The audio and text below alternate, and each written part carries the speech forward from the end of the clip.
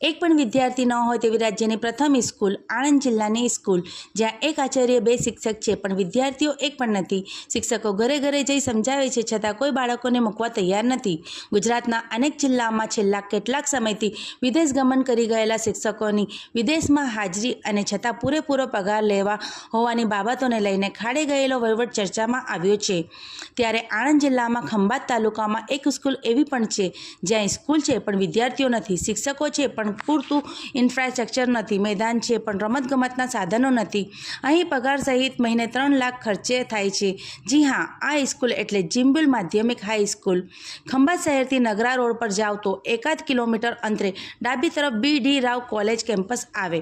કેમ્પસમાં જ 3 સ્કૂલ આવેલી છે, જે પૈકી 2 ખાનગી સ્કૂલમાં વિદ્યાર્થીઓની સંખ્યા આંખે ઉડીને વળગે તેવી છે.